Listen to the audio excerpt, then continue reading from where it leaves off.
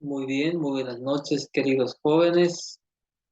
Vamos a entonces continuar con los estudios que tenemos preparado para el día de hoy. Vamos a estudiar las 2300 tardes y mañanas. ¿A qué se refiere? No es nada más, nada menos que la purificación del santuario celestial. Al igual que en el santuario terrenal había una copia de un santuario portátil que lo movían, después lo hizo Salomón, fue destruido. Después del cautiverio babilónico lo han vuelto a construir por Artajerjes.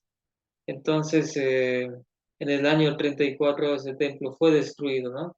Entonces, el verdadero templo nada más era una copia, ese templo, ese templito hecho por hombres, era una copia del cielo, ¿no?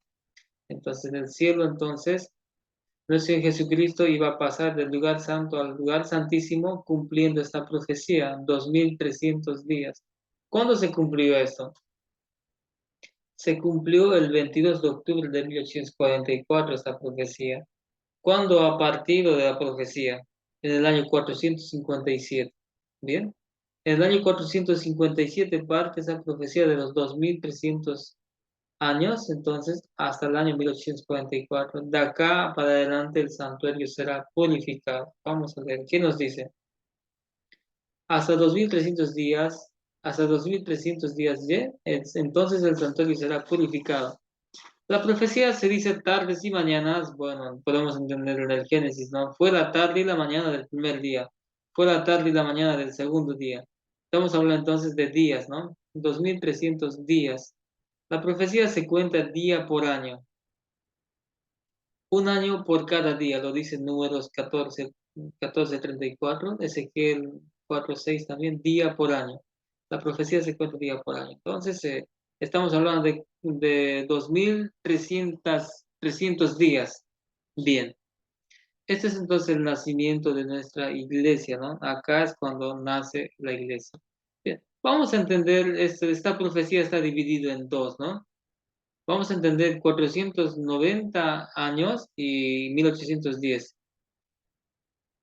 70 semanas por 7, 490. El restante 1844, 1810. Ahí está, ¿no? Esta primera parte es tiempo de gracia para los judíos, para los hebreos, vamos a decir. Y este 1810 son para los gentiles, ¿no? O sea, para los que no son de carne, ¿no? No son de sangre, hebreos. O sea, todos se pueden salvar, ya no van a ser como nación, más antes eran como nación, un pueblo privilegiado los hebreos. Pero en el año 34 pierden ese privilegio, ¿no? A la salvación pasa a los gentiles. Hasta la muerte de Esteban, hasta ahí termina, ¿no? Bien. Vamos un poco a recordar la profecía de las 70 semanas de esta primera parte con relación a la salvación para los judíos o para los hebreos, lo propio, ¿no? Bien. Daniel 7:24. 70 semanas están determinadas sobre tu pueblo y sobre tu santa ciudad para terminar la prevaricación y poner fin al pecado y expiar la iniquidad para traer la justicia perdurable y sellar la visión y la profecía y ungir al santo de los santos. 70 semanas sí que están para quién? Para su pueblo, en este caso estamos hablando de los hebreos, ¿no? Entonces, acá, en este caso, acá se iba a ungir al santo de los santos, en esta profecía de las 70 semanas, y iba a expiar la salvación en este caso, para los hebreos. Entonces todas esas cosas iba a terminar, ahora la salvación iba a pasar para los gentiles. Ya uno no se puede salvar como nación siendo hebreo, ya no. Personalmente sí se puede salvar. La salvación ya es para todos, no solo para ese grupo.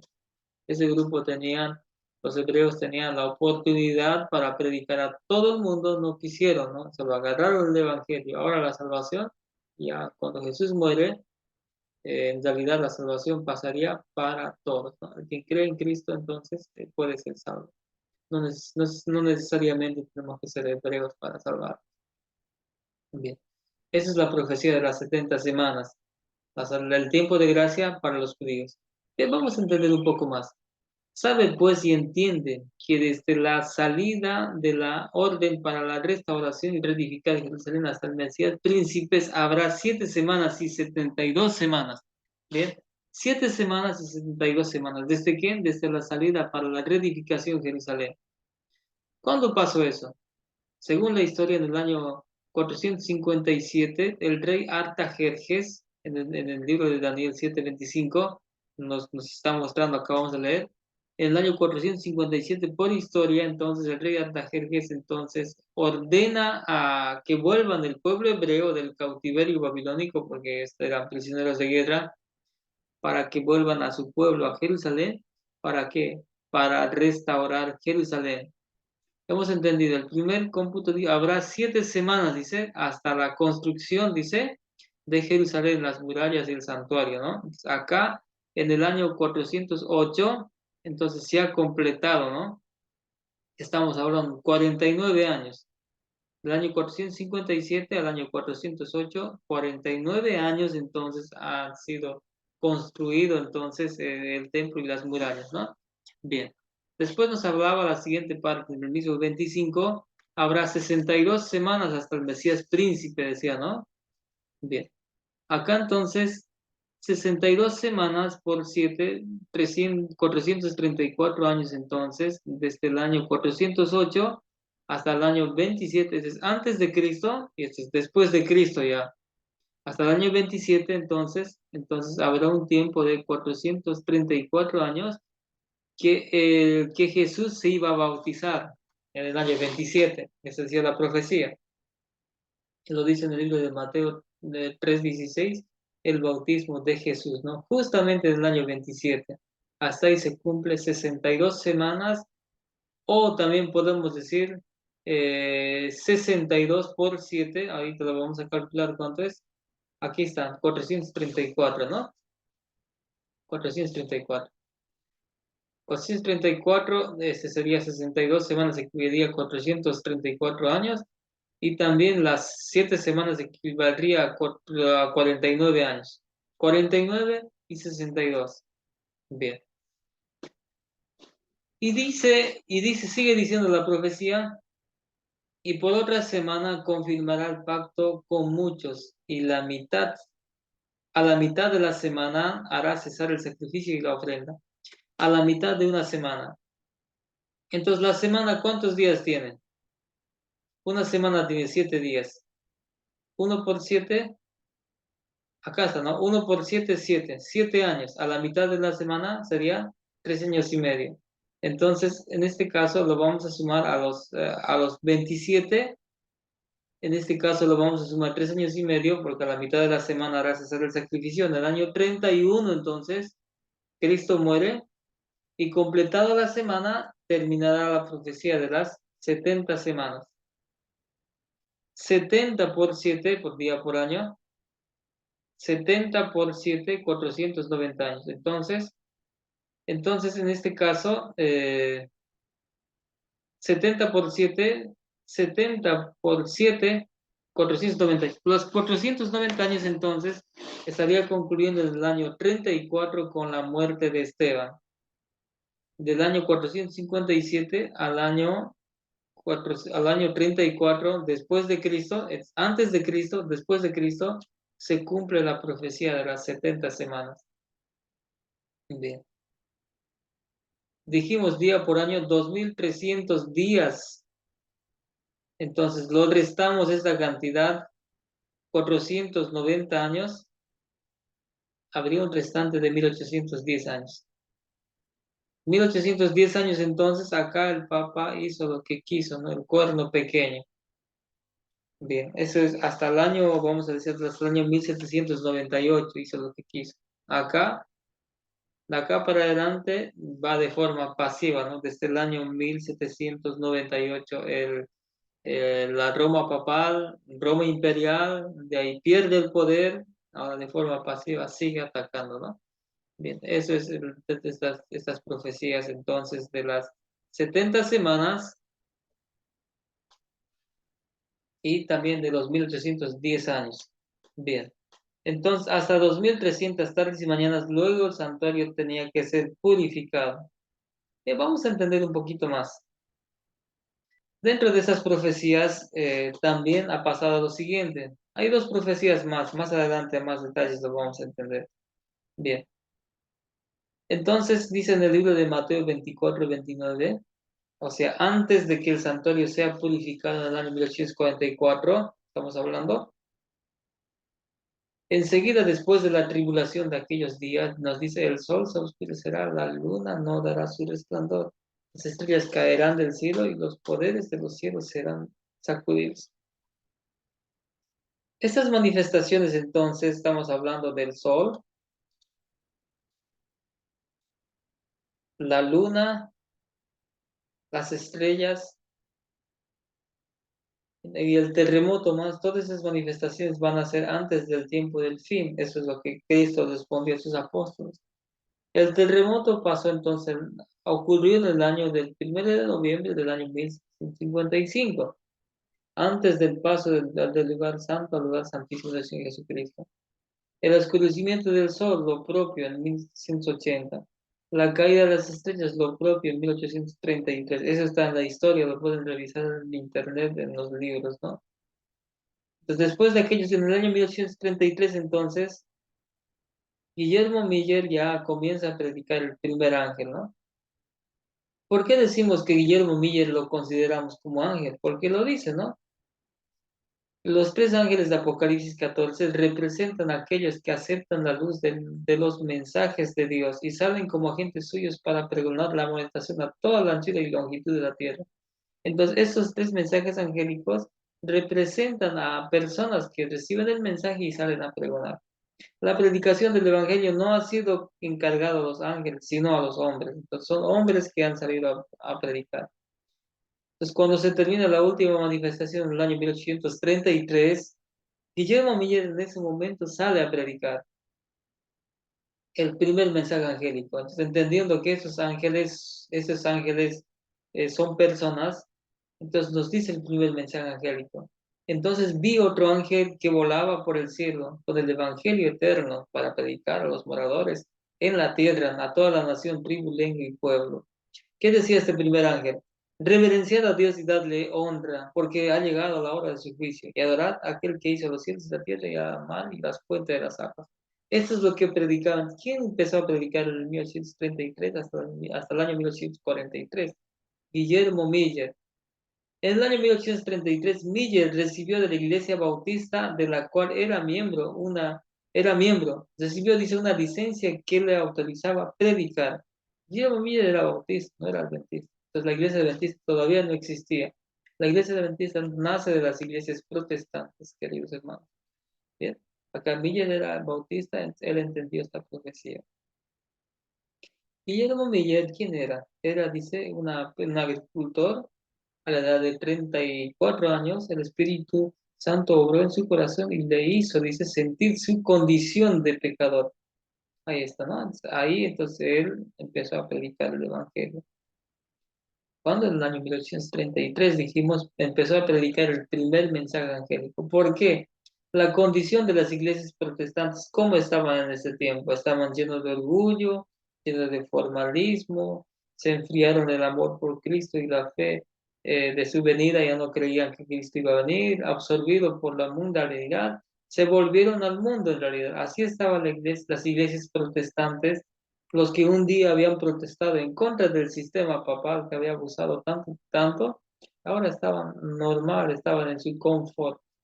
Entonces Guillermo Miller en el año 1933 empezó a predicar siendo bautista, ¿no? Claro, porque estaba en la profecía que alguien se iba a levantar a predicar el primer ángel.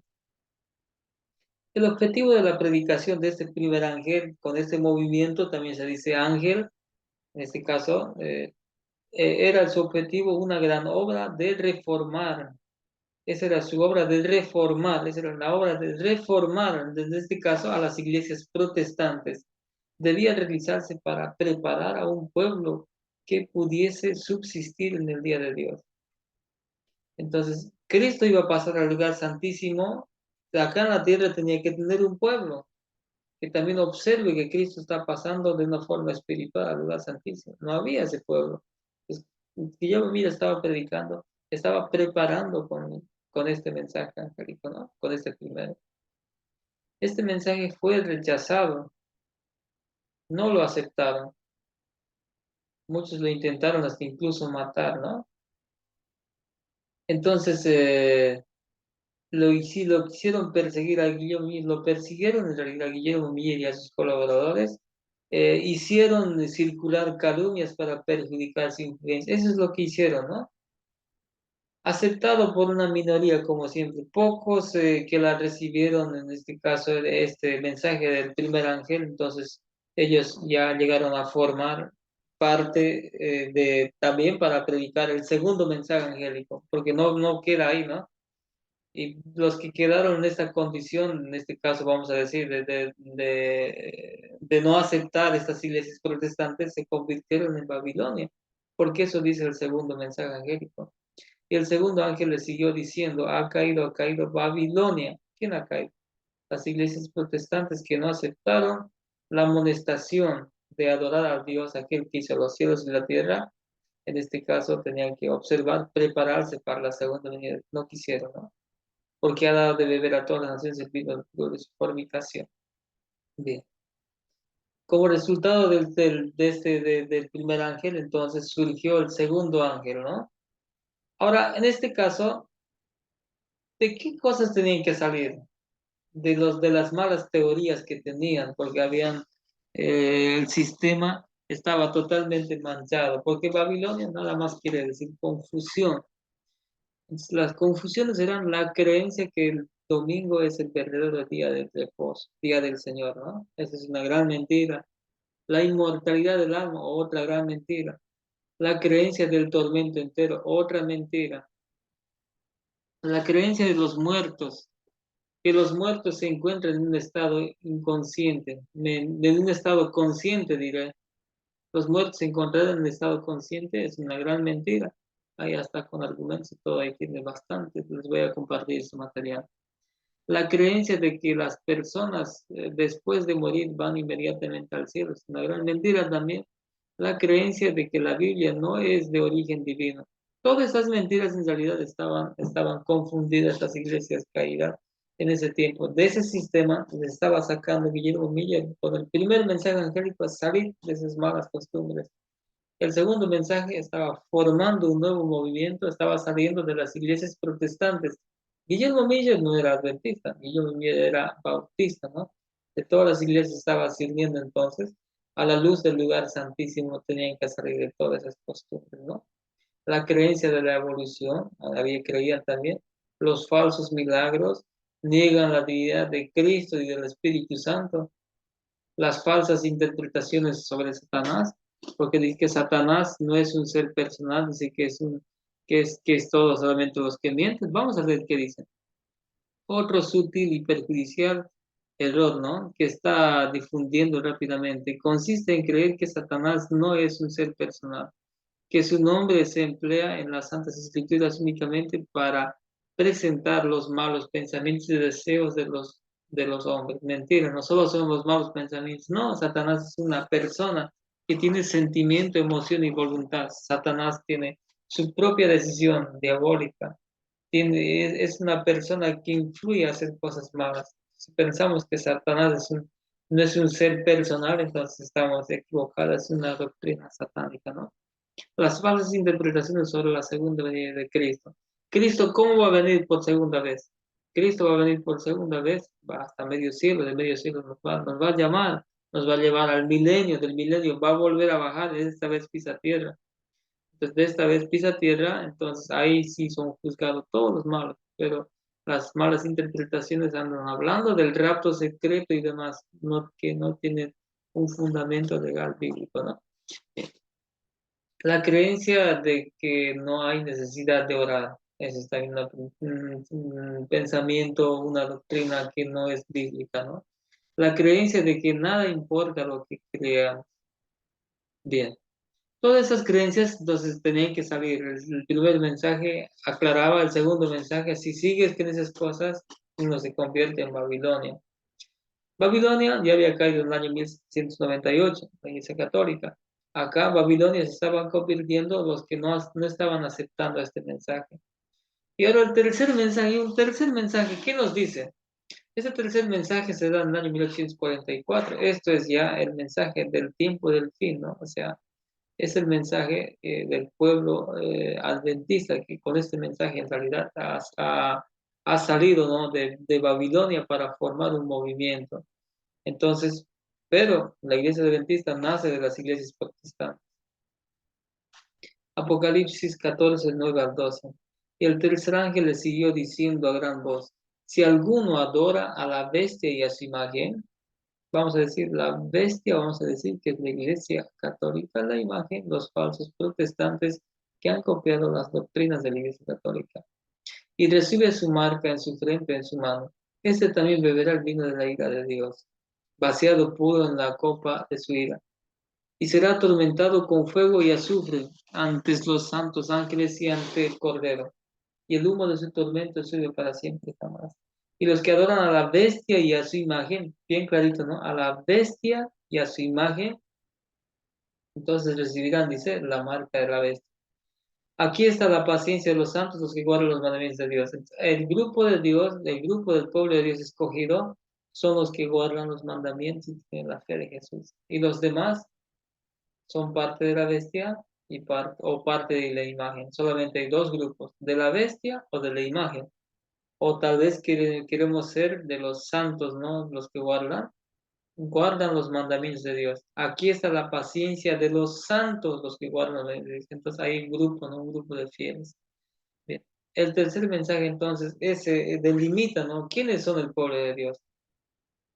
El mensaje del tercer ángel debe hacer su obra de separar de las iglesias a un pueblo que sostenga los principios de la verdad eterna, ¿no? Bien, entonces aquí que los que andaban en la luz de la palabra profética vieron que en el lugar de venir a la tierra a fin de los 2300 días o años, en el año 1844, Cristo entró entonces en el lugar santísimo, al santuario celestial, para cumplir la obra final de la expiación preparatoria para su venida. Entonces, Cristo, cuando entra al lugar santísimo en el año 1844, 22 de octubre de 1844, a la luz del lugar santísimo se da entonces el tercer mensaje angélico. Entonces, un pueblo en realidad a la luz del lugar santísimo, estamos viendo desde la óptica divina, ¿no? Entonces, el tercer mensaje angélico de 1844 para ese tiempo del fin, entonces tenemos que hablar del santuario, nos dice, tenemos que hablar de la ley de Dios, la justificación por la fe, del sellamiento de los 144,000, también parte desde 1844 para adelante, de una forma literal, trae el mensaje de la reforma pro salud. Todos esos mensajes entonces se tienen que dar desde 1844 hasta el tiempo del fin. Proféticamente el primer mensaje y segundo mensaje se ha cumplido, ¿no? hasta otoño de 1844. Entonces, desde el 22 de octubre de 1844, entonces, hasta el tiempo del fin, tiene que darse el tercer mensaje angélico. Entonces, ahora nos dice, el primer mensaje y el segundo mensaje, tiene que volverse a dar después. Se ha cumplido la profecía, pero ahora tiene que volverse a dar, pero ya no de forma profética como se han ido cumpliendo, ¿no? En este caso era preciso que tenía que darse en ese año, entonces en el año 1833 el primer mensaje, y el segundo mensaje en 1843, y el tercer mensaje también en 1844, el 22 de octubre. Ahora, en el tiempo del fin, tiene que darse los tres nuevamente, ¿no? Estos tres mensajes deben repetirse, dice, unidos, ¿no? Ahí está, ¿no? Nos fue mostrado tres escalones, los mensajes del primer ángel, segundo y tercero. Dijo mi acompañante, ¿ya? Ay de aquel que mueva un bloque o una clavija de estos mensajes. La verdadera comprensión de estos mensajes es de importancia vital. El destino de las almas depende de la manera en que son recibidos. Ahí está, ¿no? Entonces, tenemos que volver a dar los tres mensajes angélicos, porque Satanás procura constantemente arrojar su sombra diabólica sobre estos mensajes para que el pueblo remanente de Dios no distinga con claridad su importancia, su tiempo y su lugar, ¿no? Eso es lo que quiere entonces Satanás, hacernos perder el norte. Los primeros mensajes, primero, el segundo, el tercero, debe darse, ¿no? Bien. Una vez entonces dando esos mensajes, vamos a recibir el fuerte clamor. Como en el Pentecostés se recibió entonces la lluvia temprana, entonces igual se va a recibir la lluvia tardía. Bien. Entonces el libro de Hebreos 1:8 dice, pero recibiréis el poder cuando venga sobre vosotros el Espíritu Santo, y me seréis testigos en Jerusalén, en toda Judea y en Samaria. Eso nos dice ahora para este último tiempo, ¿no? Porque este se cumplió en el Pentecostés, en los tiempos de los apóstoles, ¿no? Cuando llegó el día de Pentecostés estaban todos juntos en el mismo lugar y de repente vino del cielo un estruendo como de un viento impetuoso y llenó la casa de donde estaba y les aparecieron lenguas como de fuego y se partieron y se posaron sobre cada uno de ellos. Todos quedaron llenos del Espíritu Santo y empezaron a hablar en otras lenguas, según el Espíritu les concedía que hablasen. Entonces, en el Pentecostés llegó entonces el Espíritu Santo, la lluvia temprana. Los resultados hasta el fin del tiempo de la presencia del Espíritu Santo ha de morar con las fieles iglesias bajo la influencia del Espíritu Santo. Entonces, esta lluvia temprana dice, va a morar dice, hasta el último, hasta el tiempo del fin, ¿no? La lluvia tardía. Entonces, va a volver a pasar de la misma forma. Pero ¿cuándo comenzó? Comenzó con el mensaje de la justicia de Cristo, ¿no? Entonces, es un tema, es un tema bastante importante, ¿no? Apocalipsis 18:1. Y después de estas cosas vi otro ángel descender del cielo teniendo grande potencia y la tierra fue alumbrada con su gloria. Entonces, el ángel que une la voz a la proclamación del tercer mensaje alumbra la tierra con su gloria. Este ángel entonces va un grupo de personas para el tiempo del fin, o sea, para ese tiempo va a haber otros mensajeros, ¿no? Esos mensajeros van a predicar el triple mensaje angélico, ¿no? El ángel fue investido de grande poder y gloria. Mientras descendía, la tierra se iluminó de su gloria. La luz que rodeaba a este ángel penetró en todas partes mientras él clamaba con gran voz fuerte y poderosa.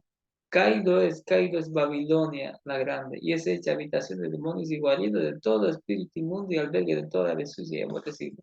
Entonces, este movimiento del cuarto ángel entonces va a predicar los tres mensajes angélicos y esos mensajeros que estaban llevando esos tres mensajes van a fracasar y se va a formar un nuevo movimiento, nos dice, ¿no? Esos van a tener el poder del Espíritu Santo, ¿no? Esos van a dar el fuerte pregón. El tiempo de prueba está precisamente delante de nosotros, pues el fuerte pregón del tercer ángel ya ha comenzado en la revelación de la justicia de Cristo, el Redentor que perdona los pecados. ¿Cuándo comenzó la justicia de Cristo? En el año 1888. Desde ahí entonces este cuarto ángel empezó a mostrarse, ¿no? En este caso los mensajeros con más poder no tienen un nuevo mensaje, tienen los tres mensajes, pero tienen el poder porque tienen el Espíritu Santo, porque son fieles, ¿no? Bien. Ahora entendiendo estos puntos de la profecía hemos entendido para este último tiempo del fin. También en el tiempo del fin tenemos también un profeta. Los textos que hemos estado leyendo son el espíritu de profecía, en realidad una gran parte. Dice, ¿por qué es tan importante que un movimiento tenga un profeta? Porque dice, muchos falsos se levantarán y engañarán, dice, hasta los escogidos, a los escogidos engañarán. Mateo 24:24. Por eso es que cada movimiento tiene un profeta. Pero a este profeta dice, hay que probarlo. Porque Este profeta dice, en este caso, lleva el testimonio de Jesús.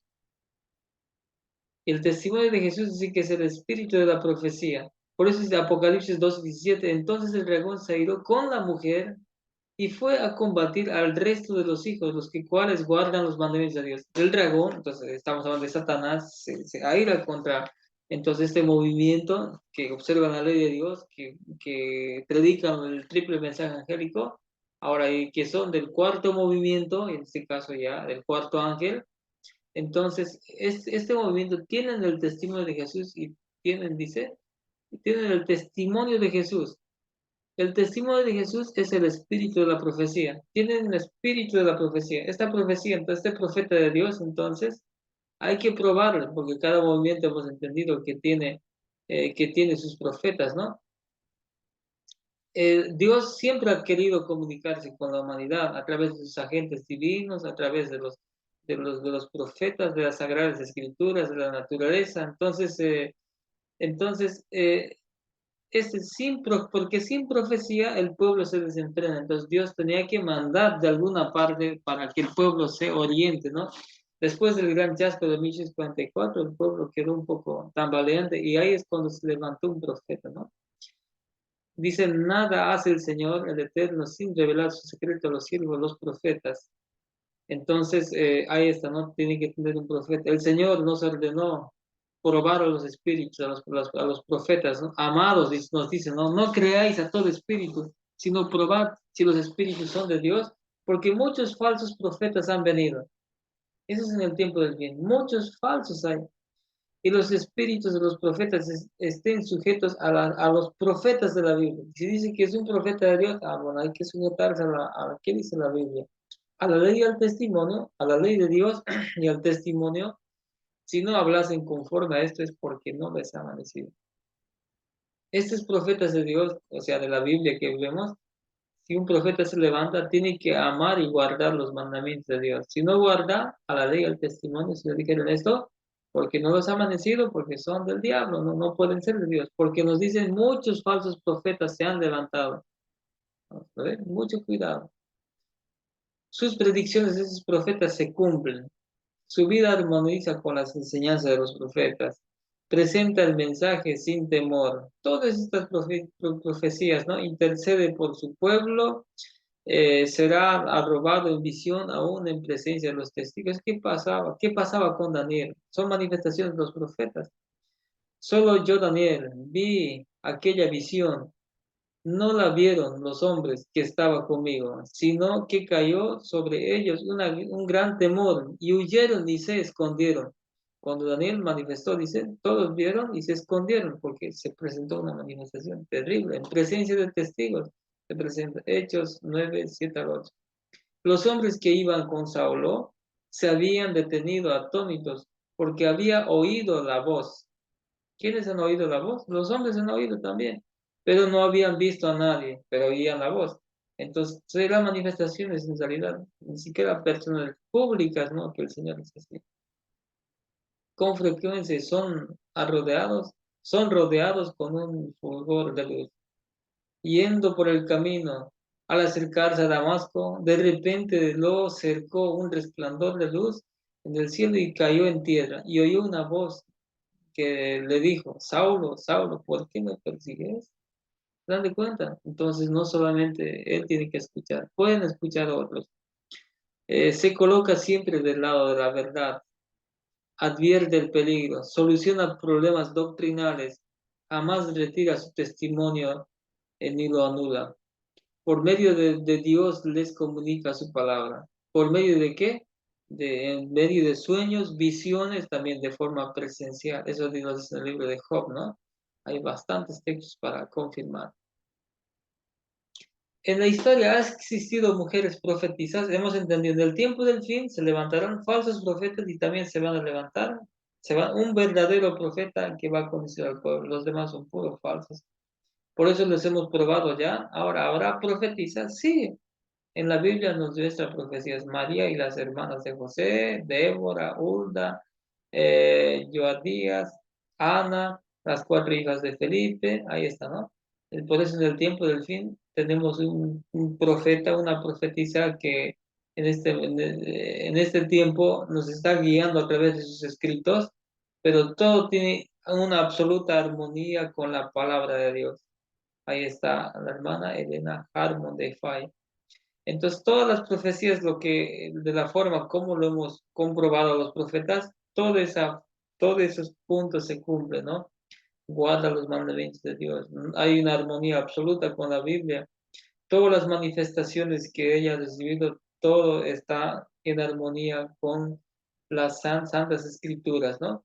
Por eso es que cada movimiento tiene un profeta de Dios y la Iglesia Adventista del Séptimo Movimiento de Reforma tiene también su profeta, ¿no? Bien. Bien, queridos hermanos, entonces hemos estudiado las profecías de las 2300 tardes y mañanas. Hemos estudiado todos los sucesos que han pasado y hemos estudiado también en el tiempo del fin se levantará un profeta de Dios. Y ese profeta ya les hemos presentado.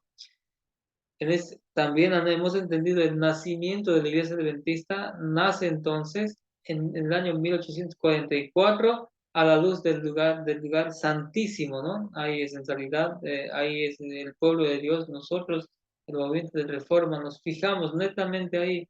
Todas las cosas de la tierra ya pasaron. Estamos esperando entonces la segunda venida de Cristo, queridos hermanos. Bien, hermanos, entonces Dios bendiga su palabra. Que la paz de Dios sea con cada uno de nosotros. Amén.